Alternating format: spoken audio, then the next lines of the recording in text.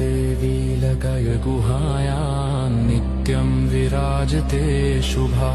सा मे बुद्धिं प्रसादय, सा मे दुःखं विनाशय। माता त्वं मित्ररूपा च मौना प्रार्थनया सह, वाणी बीजप्रवाहेण जीवनं पावयस्व माम्। कमला कोमला त्वं च वज्रतुल्या प्रचण्डिका, लज्जा रक्षा संयुक्ता सत्यदण्डधरा।